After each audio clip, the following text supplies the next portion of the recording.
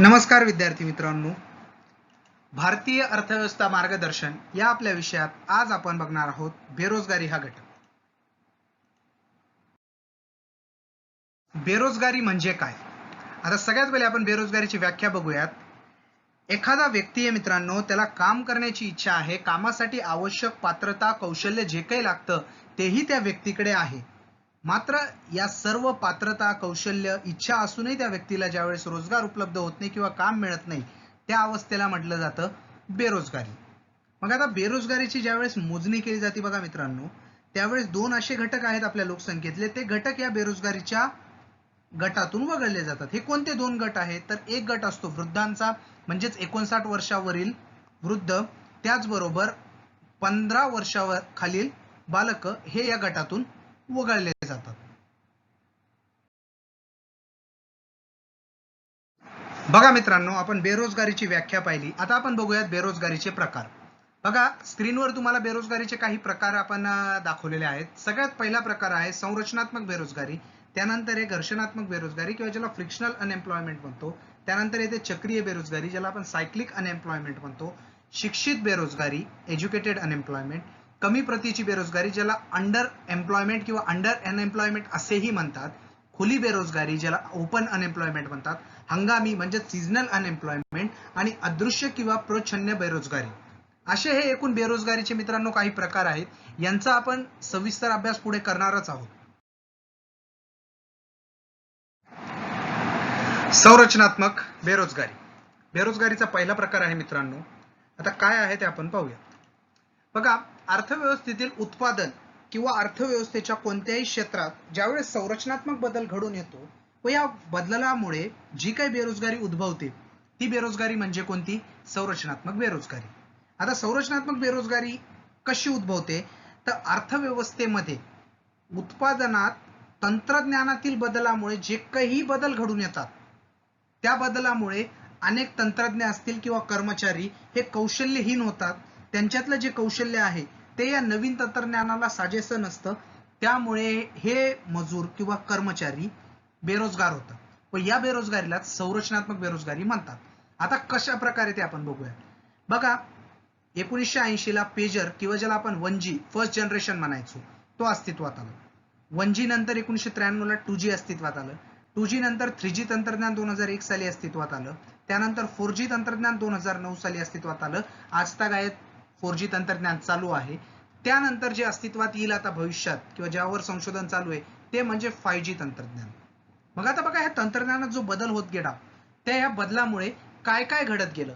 आता बघा, 4G तंत्रज्ञानाचे मोबाईल बाजारात आल्यामुळे 3G तंत्रज्ञान कंपनीत जे लोक काम करायचे किंवा जे मजूर होते त्यांचं कौशल्य आता 4G तंत्रज्ञानाच्या बरोबरीचं नसल्यामुळे ऑटोमॅटिक ते सर्वजण काय झाले आहेत? बेरोजगार झालेले आहेत. जर त्यांनी त्यांचं कौशल्य 3G वरून 4G वर त्यांनी हस्तांतरित केलं असतं किंवा 4G तंत्रज्ञान आत्मसात केलं असतं तर ते बेरोजगार झाले नसते. समजतंय मित्रांनो की जर बदलत्या वेळेसोबत जर व्यक्ती बदलला नाही किंवा त्यांनी कौशल्य आत्मसात केलं नाही तर ऑटोमॅटिक तो व्यक्ती काय झालाय?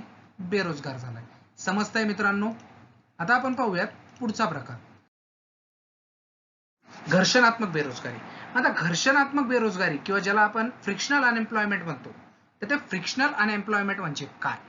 बघा, एक उदाहरण दिलंय, त्याने आपण उदाहरण समजून घेऊया की STI पदावर निवड झाल्यानंतर एखादा व्यक्ती त्याच्या पूर्वीच्या नोकरीचा राजीनामा देतो व काही कालावधीसाठी बेरोजगार राहतो. आता जर तो व्यक्ती प्रायव्हेट कंपनीत काम करतोय, आता STI पदावर निवड झाली, मग STI पदावर निवड झाल्यामुळे साहजिक आहे की त्याला आता तिकडे काम करण्याचा कंटाळा येणार, कुठेही कंपनीत. पण काय, काही काळासाठी तो स्वेच्छा बेरोजगारी स्वीकारतो. मग ही जी स्वेच्छा बेरोजगारी असते तिला आपण म्हणतो घर्षणात्मक बेरोजगारी. बघा, आपण इथं एक इमेज दिलेली आहे, त्यामध्ये ओल्ड जॉब वरून न्यू जॉब वर जाताना मधला जो कालावधी आहे तो आहे फ्रिक्शनल अनएम्प्लॉयमेंटचा. बघा, याची व्याख्या काय आहे की एक रोजगार सोडून कामगार किंवा कर्मचारी जेव्हा दुसऱ्या चांगल्या रोजगाराच्या प्रतीक्षेत असतो तेव्हा अशा बेरोजगारीस घर्षणात्मक बेरोजगारी असे म्हणतात. आता बघा, नुकताच राज्यसेवेचा निकाल लागलेला आहे. जे कोणी प्रायव्हेट कंपनीमध्ये काम करत असतील किंवा एखाद्या प्रायव्हेट फर्मवर काम करत असतील ते अशा वेळेस फ्रिक्शनल अनएम्प्लॉयमेंटचा स्वीकार करतात. म्हणजे काय, जोपर्यंत जॉईनिंग येत नाही तोपर्यंत काही काळ रेस्ट करतात किंवा त्यांच्या जॉईनिंगचा वेट करतात, जुन्या जॉबचा राजीनामा देऊन. समजतंय मित्रांनो? ही आहे काय? घर्षणात्मक घर्षणात्मक बेरोजगारी नंतर आपण पुढचा प्रकार बघणार आहोत, चक्रीय बेरोजगारी किंवा ज्याला सायक्लिक अनएम्प्लॉयमेंट म्हणतात. बघा, सायक्लिक अनएम्प्लॉयमेंट हा प्रकार विकसित राष्ट्रांमध्ये सातत्याने अनुभवायला येतो. आता बघा, अमेरिकेमध्ये आपण बघितलं असेल, आलटून पालटून सातत्याने रिसेशन आलं हे आपल्याला ऐकायला भेटतं. बघा मित्रांनो, हे रिसेशन कशामुळे येतं? बघा, अर्थव्यवस्थेमध्ये मंदी आणि तेजी चालूच असते. कुठे? ये मंदी आणि तेजी विकसित राष्ट्रांमध्ये सातत्याने एका सायकल प्रमाणे चालू असते. मग ज्या वेळेस मंदी तेजीच्या चक्रामुळे उत्पादन क्षेत्रावर परिणाम होतो. आपण बघा, मागे चलनवाढ या चॅप्टर मध्ये बघितलंय, मंदी आली की बाजारातलं उत्पादन कसं होतं मित्रांनो? कमी होतं, आणि तेजीमध्ये बाजारातील उत्पादन वाढतं. मग बाजारातील जर उत्पादन वाढलं तर ऑटोमॅटिक लोकांना नोकऱ्या मिळतात व बेरोजगारी कमी होते. मात्र मंदी आली किंवा ज्याला आपण रिसेशन आलं म्हणतो, रिसेशन आलं की लोकांचे काय होतात? नोकऱ्या जातात. मग समजतंय, मंदी आली की लोकांच्या नोकऱ्या जाणार आणि तेजी आली की लोकांना नोकऱ्या भेटणार. मग अशा प्रकारे जेव्हा मंदी तेजीमुळे जी बेरोजगारी येते तिला म्हणतात चक्रीय बेरोजगारी. समजतंय तुम्हाला चक्रीय बेरोजगारी म्हणजे काय? की मंदी तेजीच्या चक्रामुळे उत्पादन क्षेत्रावर परिणाम होऊन निर्माण झालेली बेरोजगारी म्हणजेच चक्रीय बेरोजगारी होय. आता ही जास्तीत जास्त कुठं अनुभवास येते असाही प्रश्न येतो, आणि असा प्रश्न आलेला आहे, आपण पुढे प्रश्न पत्रिका अनालिसिस मध्ये घेतलेला आहे. तर चक्रीय बेरोजगारी ही विकसित राष्ट्रांमध्ये मोठ्या प्रमाणात पाहायला मिळते.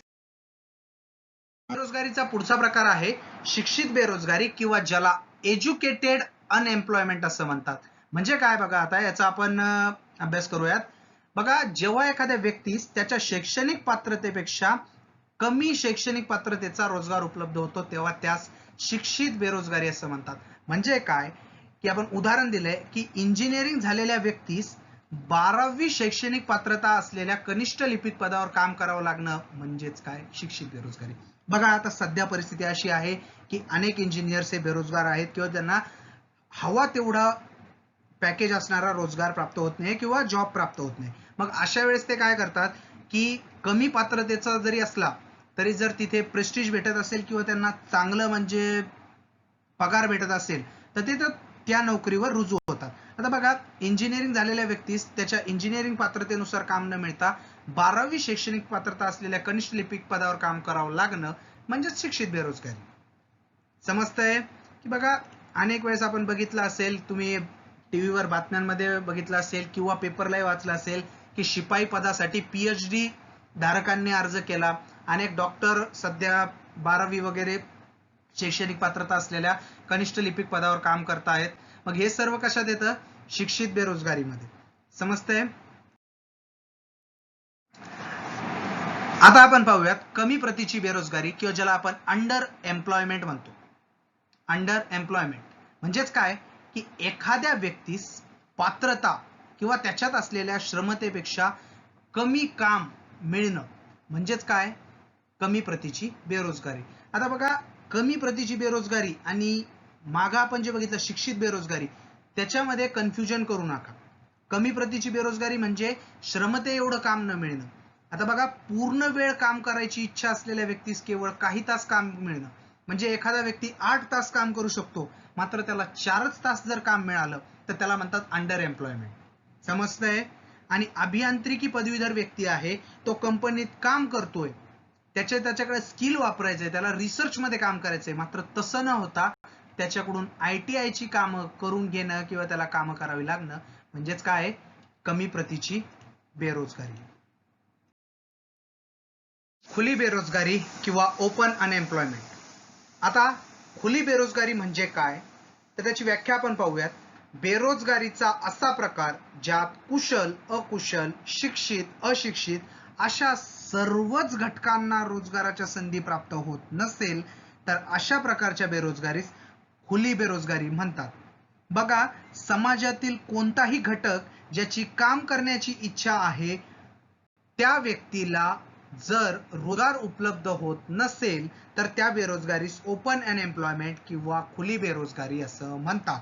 बघा, आपण चित्रामध्ये दाखवलंय, समाजातील अनेक स्तर किंवा अनेक क्षेत्रातील घटक त्या चित्रात दिसत आहेत जे रोजगारासाठी उपलब्ध आहेत मात्र त्यांना रोजगार प्राप्त होत नाहीये, तर अशा प्रकारच्या बेरोजगारीस खुली बेरोजगारी असं म्हणतात.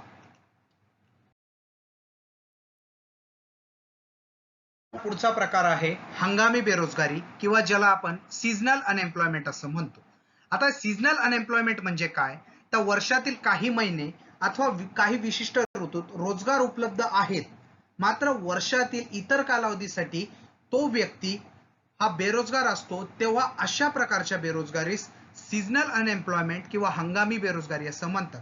बघा आता आपण सीझनल अनएम्प्लॉयमेंट म्हणजे काय ते बघूयात. तर बघा शेती व्यवसायामध्ये वर्षभर काम नसतात. बघा शेतीमध्ये काही कालावधी करता काम असते किंवा ते काम झाल्यानंतर वर्षभर किंवा वर्षातील अनेक महिने तो शेतकरी किंवा ते शेतमजूर हे बेरोजगार असतात, तेव्हा या बेरोजगारीला हंगामी बेरोजगारी म्हणतात. त्याचबरोबर उन्हाळ्यामध्ये आपण बघतो बघा, आईस्क्रीम, शीतपेय, रसवंत्या हे सर्व चालू असतात. मात्र इतर ऋतूमध्ये शीतपेय, आईस्क्रीम, त्यानंतर कुल्फी वगैरे यांचं उत्पादन हवं तेवढं होत नाही व त्या क्षेत्रातही हंगामी बेरोजगारी आढळून येते. म्हणजे पावसाळा आणि हिवाळा या ऋतूंमध्ये त्यांची हवी तेवढी विक्री होत नसल्यामुळे त्यातील मजूरही काय होतात किंवा कामगार हे हंगामी बेरोजगार होतात. त्याचबरोबर आपण बघितलं असेल बघा, छत्री झालं, त्यानंतर रेनकोट झालं, यांचं उत्पादन एका विशिष्ट कालावधीतच घेतलं जातं. इतर कालावधीमध्ये हे लोक जे असतात हे बेरोजगार होतात.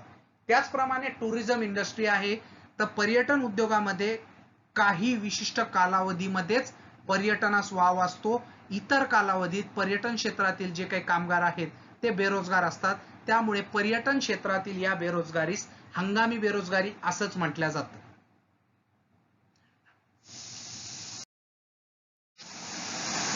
अदृश्य किंवा प्रच्छन्न बेरोजगारी, ज्याला डिस्गस्ट अनएम्प्लॉयमेंट असंही म्हणतात, तर ही काय आहे ती आपण पाहूया.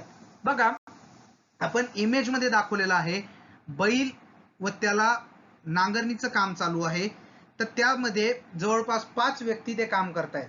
मात्र हे काम 1 किंवा 2 व्यक्तीही करू शकतात. मात्र 5 व्यक्ती तो नांगर जुंपाई म्हणजे नांगरणीचं काम करत आहेत. मात्र त्यातून उत्पादकता वाढेल अशी कोणतीही शक्यता नाही. मग जर उत्पादकता वाढत नाही तर ते इतर जे एक्स्ट्रा व्यक्ती आहेत त्यांचं तिथं काहीही काम नाही, ते बेरोजगारच आहेत असं मानलं जातं व अशा प्रकारे ते छुपे किंवा अदृश्य बेरोजगार असतात. बघा आता अदृश्य बेरोजगारीची व्याख्या काय, जेव्हा एखाद्या क्षेत्रात काम करणाऱ्यांची संख्या वाढल्याने उत्पादकता न वाढता समान राहते, तेव्हा अशा अनुत्पादक कार्यात गुंतलेल्या लोकांना प्रच्छन्न किंवा अदृश्य बेरोजगार असे म्हणतात. मग आता बघा, याचं आणखी एक उदाहरण सांगतो. एखादं किराणा दुकान असतं बघा मित्रांनो, त्या किराणा दुकानात गल्ल्यावर एक माणूस बसलेला असतो. तो ते किराणा माल द्यायचं काम करतो, म्हणजे तो त्या किराणा मालातून रोजगार त्या व्यक्तीला प्राप्त आहे. मात्र जर का त्याचा मुलगाही तिथे येऊन बसत असेल व तो काम करत असेल तिथेच, मात्र त्यांचं उत्पादन जर वाढत नसेल किंवा त्यांना मिळणारा नफा किंवा उत्पन्न वाढत नसेल, तर तो मुलगा हा अदृश्य बेरोजगार किंवा छुपा बेरोजगार किंवा डिस्गस्ट अनएम्प्लॉयमेंट किंवा डिस्गस्ट अनएम्प्लॉई मानल्या जातो. समजतंय मित्रांनो? कारण तिथे उत्पादकता वाढली आहे का? नाही, म्हणजेच तो अनुत्पादक कार्यात गुंतलेला आहे. समजतंय तुम्हाला? आता आपण बघूयात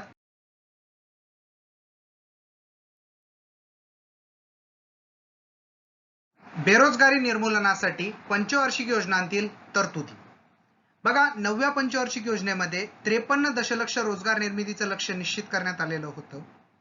त्यानंतर सुरू झालेल्या 10व्या पंचवार्षिक योजनेत प्रतिवर्षी 10 दशलक्ष रोजगार निर्मितीचे, म्हणजे पंचवार्षिक योजनेच्या काळात 50 दशलक्ष रोजगार निर्मितीचे लक्ष्य निश्चित करण्यात आलेले होते. 11व्या पंचवार्षिक योजनेत 58 दशलक्ष रोजगार निर्मितीचे लक्ष्य निश्चित करण्यात आलेले होते. त्याचबरोबर 12व्या पंचवार्षिक योजनेत गैरकृषी क्षेत्रातून 50.3 दशलक्ष रोजगार निर्मितीचे लक्ष्य हे निश्चित करण्यात आलेले होते.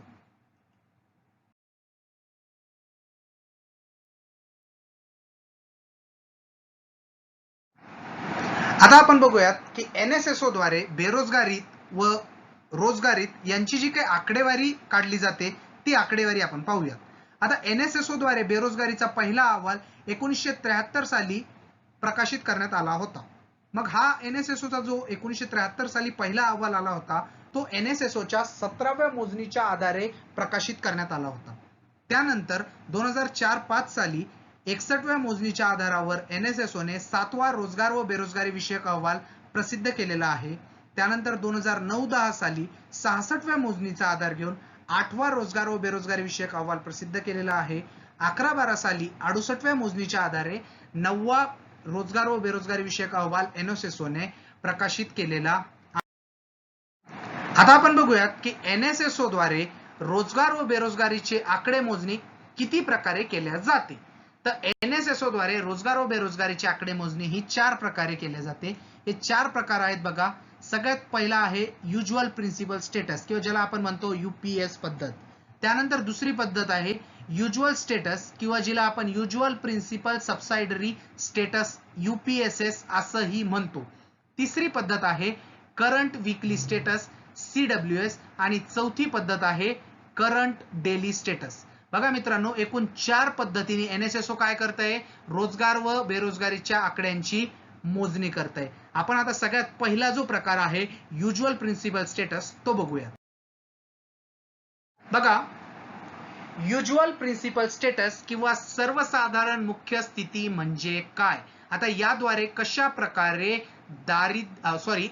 बेरोजगारीची आकडेवारी मोजल्या जाते ते आपण पाहूयात.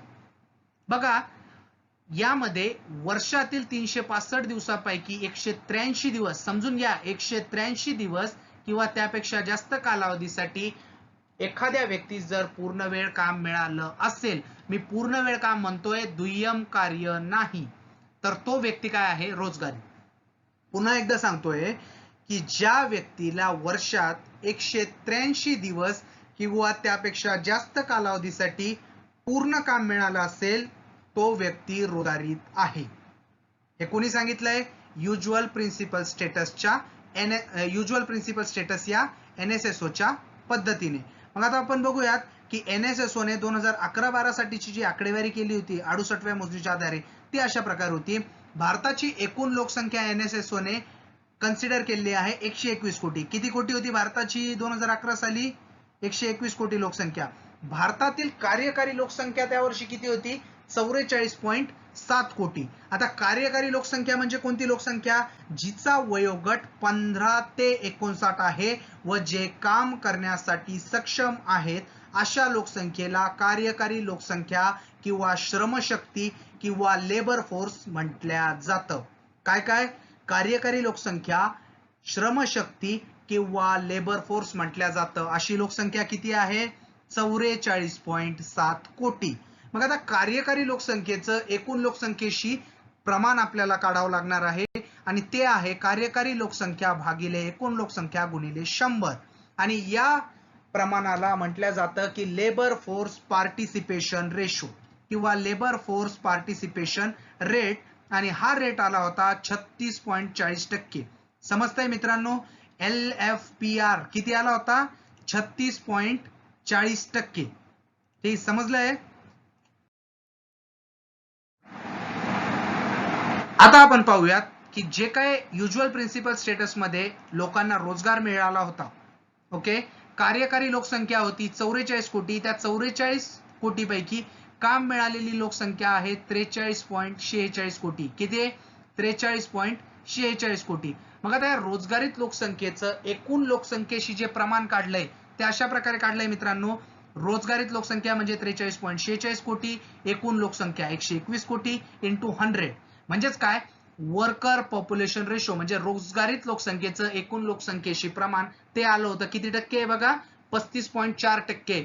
म्हणजे युज्युअल प्रिन्सिपल स्टेटस या पद्धतीने भारतातील वर्कर पॉप्युलेशन रेशो WPR आहे 35.4%. किती? 35.4%. समजलंय मित्रांनो? आता आपण बघूयात वर्षभर काम न मिळालेली लोकसंख्या किंवा बेरोजगारीत लोकसंख्या किती होती युज्युअल प्रिन्सिपल स्टेटस अनुसार. ती होती 1.24 कोटी. किती कोटी? 1.24 कोटी. आणि हे 1.24 कोटी लोकसंख्येमध्ये कार्यकारी लोकसंख्येत काम न मिळालेली लोकसंख्या ग्राह्य धरलेली आहे. ती किती आहे? 1.24 कोटी. मग आता आपण बघूयात की बेरोजगारीत लोकसंख्येचं एकूण लोकसंख्येशी प्रमाण किती होतं. तर बेरोजगारीत लोकसंख्या म्हणजे आपली 1.24 कोटी लोकसंख्या डिवायडेड बाय 121 कोटी म्हणजे भारताची एकूण लोकसंख्या इंटू 100. मग हे प्रपोर्शन अनएम्प्लॉइड किंवा बेरोजगारीत लोकसंख्येचं एकूण लोकसंख्येशी प्रमाण आलं होतं किती टक्के? 1%. म्हणजे भारतातील बेरोजगारीत लोकसंख्या ही जवळपास प्रमाण किती होतं एकूण लोकसंख्येशी? 1% एवढं प्रमाण दिसून आलं होतं. कधी? 2011-12 साली. की बेरोजगारांची लोकसंख्या किती होती. मग आता युज्युअल प्रिन्सिपल स्टेटस नुसार भारतातील बेरोजगारी दर किती होता ते आता आपण पाहूयात. बेरोजगारी दरासाठी बेरोजगारीत लोकसंख्या जी किती होती? 1.24 कोटी आणि कार्यकारी लोकसंख्या भारतामध्ये त्यावेळेस होती 44.7 कोटी. म्हणजेच 15 ते 59 वयोगटातील लोकसंख्या किंवा जिला आपण श्रमशक्ती म्हणू शकतो अशी लोकसंख्या किती होती? 44.7 कोटी. मग आपण या फॉर्म्युल्याने ज्या वेळेस कॅल्क्युलेशन केलं त्यावेळेस बेरोजगारी दर किती आला होता? 2.7%. बघा, सर्वसाधारण मुख्य स्थिती किंवा युज्युअल प्रिन्सिपल स्टेटस द्वारे ज्या वेळेस बेरोजगारी मोजण्यात आली ती आढळून आली होती किती? 2.7%. समजतंय मित्रांनो? बेरोजगारी होती 2011-12 ला युपीएस पद्धतीने 2.7%.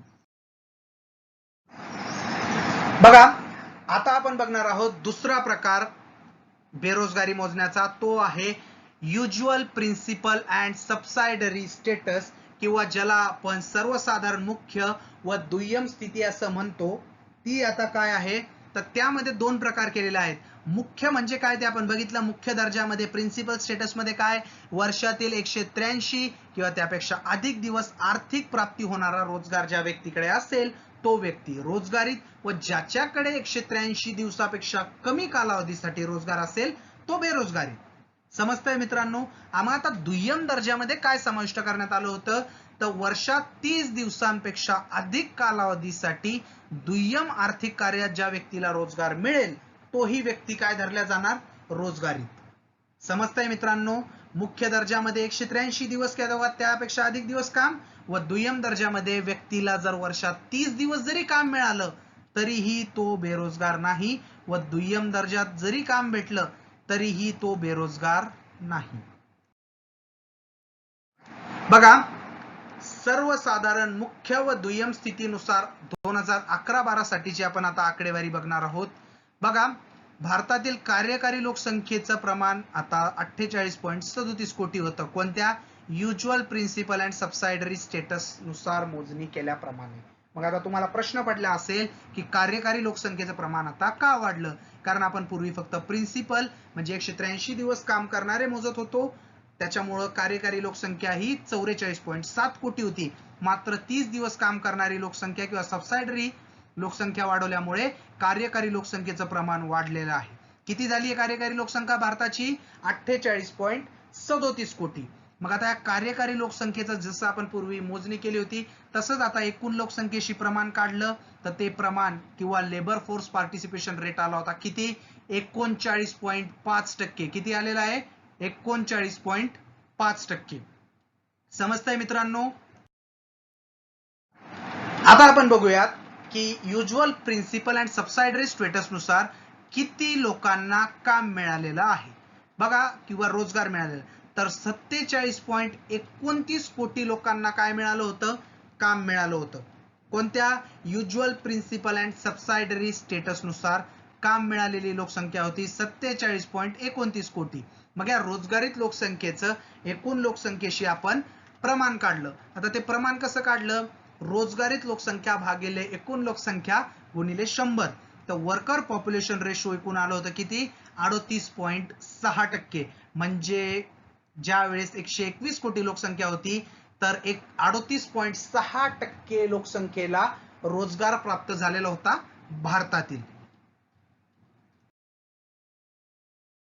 यूपीएसएस पद्धतीनुसार काम न मिळालेली लोकसंख्या 2011-12 साली होती 1.08 कोटी व या बेरोजगारीत लोकसंख्येचं एकूण लोकसंख्येशी प्रमाण आलं होतं 0.9%.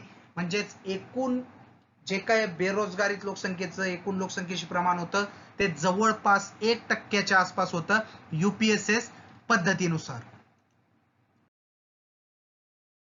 यूपीएसएस पद्धतीनुसार बेरोजगारी दर किती होता ते आपण पाहूयात. तर बेरोजगारी दर काढण्यासाठी बेरोजगारीत लोकसंख्या जी काही होती 1.08 कोटी तिला कार्यकारी लोकसंख्येने आपण डिवाइड केलं होतं, म्हणजेच 48.37 कोटी लोकसंख्येने व गुणाकार केला होता 100 ने, त्यावेळेस आपल्याला प्राप्त झाला होता बेरोजगारी दर व तो होता 2.23%. UPSS पद्धतीने प्राप्त झालेला बेरोजगारी दर किती होता? 2.23%.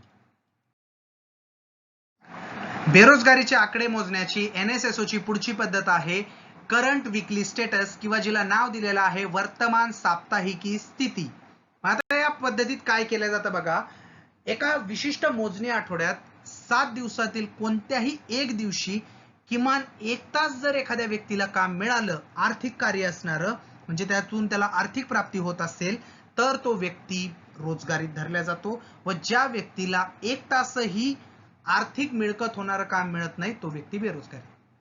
समजतंय मित्रांनो? म्हणजे एखाद्या आठवड्यात जर तुम्हाला एखाद्या तासाचं काम मिळालं ज्याच्यामध्ये तुम्हाला काही मोबदला प्राप्त झाला, तर तुम्ही बेरोजगारीत नाही.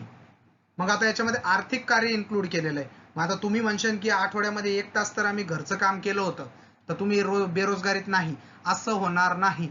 घरातलं काम नाही, आर्थिक मिळकत म्हणजे आर्थिक मिळकत प्राप्त होणारं काम याच्यामध्ये कन्सिडर केलं जातं, तरच तुम्ही रोजगारीत.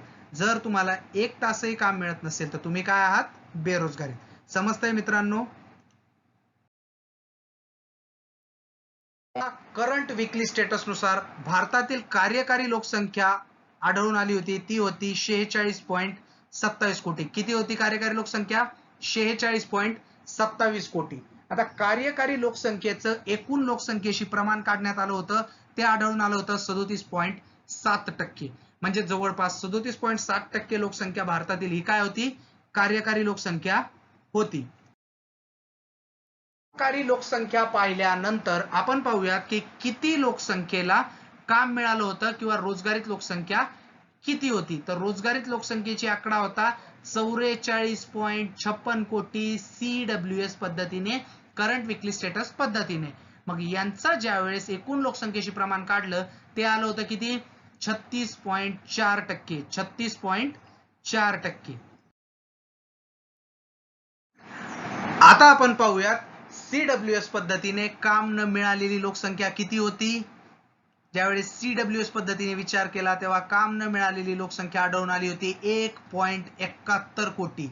आता बघा, बेरोजगारीत लोकसंख्येचं एकूण लोकसंख्येशी प्रमाण काढण्यात आलं होतं, प्रपोर्शन अनएम्प्लॉईड, ते आढळून आलं होतं 1.4%. म्हणजे देशातील 1.4% जनता ही बेरोजगारीत होती CWS पद्धतीने. किती? 1.4% लोकसंख्या बेरोजगारीत होती एकूण लोकसंख्येच्या. मात्र हा बेरोजगारीचा दर नाहीये मित्रांनो, हे फक्त बेरोजगारीत लोकसंख्येचं एकूण लोकसंख्येशी प्रमाण आहे, समजून घ्या. आता आपण बघणार आहोत CWS पद्धतीने जो काही काढला गेलेला आहे बेरोजगारी दर, तो अशा पद्धतीने होता की आपल्याकडे बेरोजगारीत लोकसंख्या होती 1.71 कोटी व कार्यकारी लोकसंख्या होती 46.27 कोटी. व या मोजणीनुसार CWS पद्धतीने भारतात बेरोजगारी दर आढळून आला होता 3.69%. म्हणजे जवळपास 3.7% भारतात बेरोजगारी आढळून आली होती 2011-12 साली. समजतंय मित्रांनो? CWS पद्धतीने किती बेरोजगारी आढळून आली होती?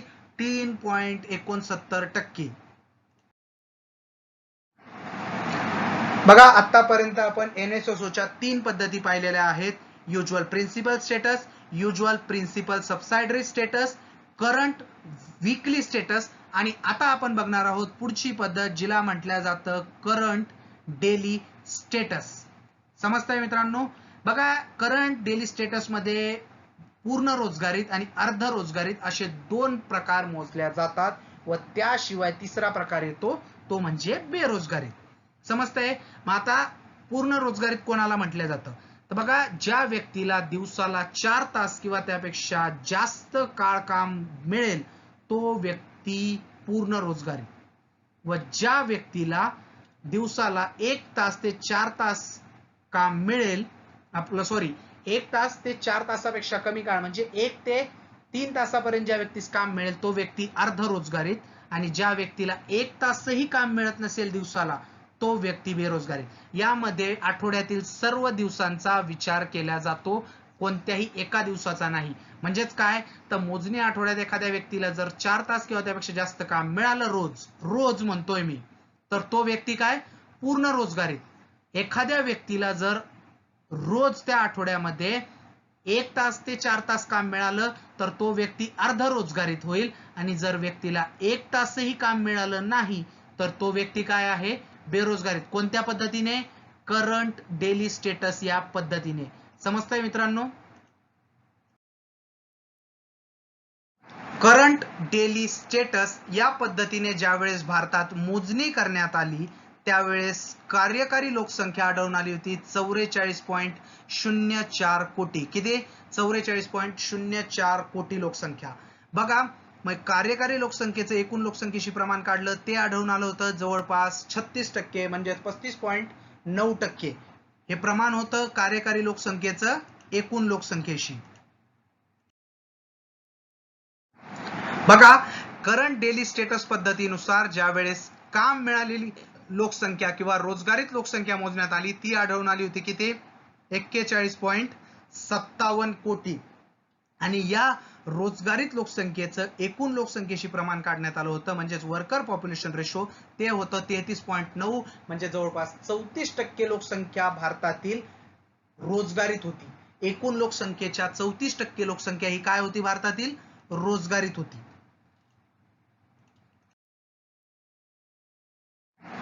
बघा, करंट डेली स्टेटस या पद्धतीनुसार काम न मिळालेली लोकसंख्या भारतातील होती 2.47 कोटी. म्हणजे भारतातील बेरोजगारांची आकडा किती होता, 2.47 कोटी.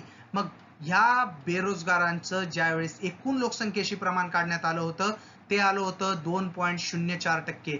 म्हणजेच भारतातील 2.04% एवढी लोकसंख्या ही बेरोजगार होती. एकूण लोकसंख्येपैकी किती, 2.04% लोकसंख्या. मात्र पुन्हा समजून घ्या, हा प्रपोर्शन अनएम्प्लॉइड किंवा बेरोजगारीत लोकसंख्येचे एकूण लोकसंख्येशी प्रमाण आहे व हे बेरोजगारीचा दर नाही. बेरोजगारीचा दर आपण पाहणार आहोत. बघा, करंट डेली स्टेटस या पद्धतीने बेरोजगारीचा दर ज्यावेळेस काढण्यात आला तर तो अशा प्रकारे होता की बेरोजगारीत लोकसंख्या जी होती 2.47 कोटी, तिचं कार्यकारी लोकसंख्येशी प्रमाण काढण्यात आलं व बेरोजगारीचा दर आढळून आला 5.6%. समजून घ्या, करंट डेली स्टेटस पद्धतीने भारतामध्ये 5.6% एवढा बेरोजगारीचा दर आढळून आलेला आहे 2011-12 साली. किती? 5.6%. बघा, नोट करून ठेवा, या बेरोजगारीच्या दरावर प्रश्न येतो. त्याचबरोबर प्रत्येक पद्धतीची जी काही मेथड आहे, जे आपण 4 प्रकार पाहिले, तर 4ही प्रकाराच्या ज्या मेथड आहे त्यावर प्रश्न येऊ शकतो. याआधी आलेले आहेत. आता आपण बघूयात जे यापूर्वी आलेले काही प्रश्न आहेत एमपीएससीच्या 2019 साली, ते प्रश्न जे आलेले आहेत त्यांचं आपण थोडंसं स्पष्टीकरण पाहू. बघा, महाराष्ट्र लोकसेवा आयोगाच्या 2019 वर्षामध्ये झालेल्या विविध परीक्षांना बेरोजगारी व बेरोजगारी विषयक घटकांवर जे प्रश्न आलेले आहेत ते आपण पाहूयात. बघा, राज्यसेवा मुख्य परीक्षेला एक प्रश्न आला होता, भारतातील बेरोजगारीच्या संदर्भात खालीलपैकी कोणते विधान खरे नाही, म्हणजे चुकीचं विधान विचारलेलं आहे मित्रांनो. आता आपण इथं चुकीचं विधान कोणतं आहे ते आपण बघूयात. आता सगळ्यात पहिले आपण सर्व विधानं पाहून घेऊयात. भारतात अजून छुपी बेरोजगारी आहे.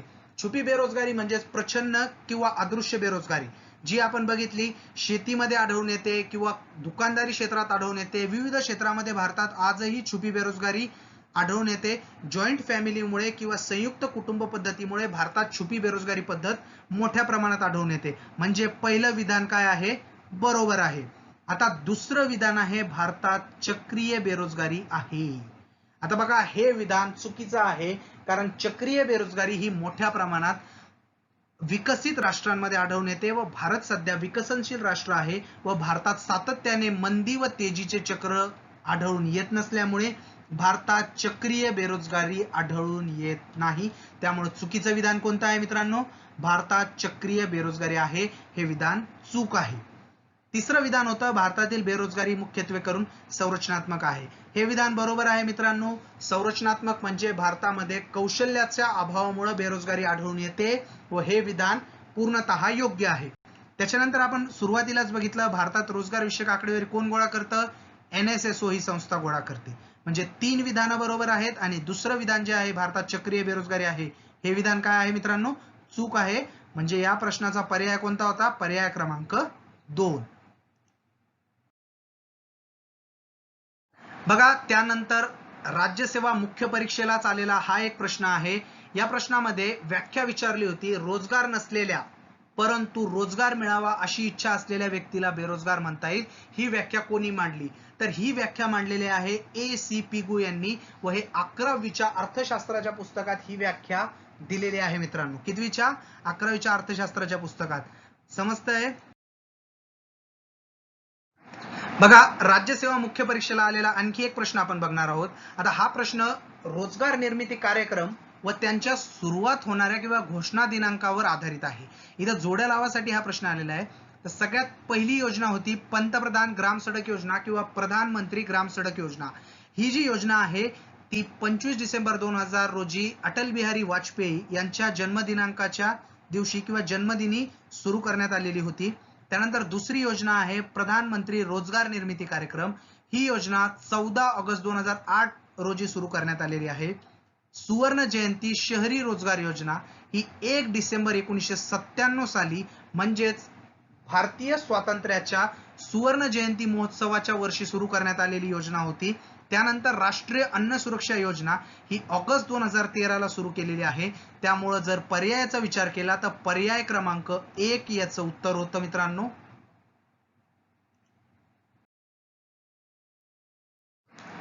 आता बघा संयुक्त पूर्व परीक्षा गट ब 2019 ला आलेला हा प्रश्न आहे.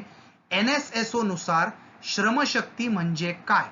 दादा श्रमशक्ती म्हणजे काय विचारलं होतं आणि 2 बघा त्यांनी पर्याय दिलेले होते किंवा 2 विधानं दिले. अशा व्यक्ती ज्या रोजगाराच्या शोधात आहेत. तर आपण बघितलं होतं बघा मित्रांनो कार्यकारी लोकसंख्या म्हणजे अशा व्यक्ती ज्या रोजगाराच्या शोधात आहेत. म्हणजे पहिलं विधान हे करेक्ट होतं.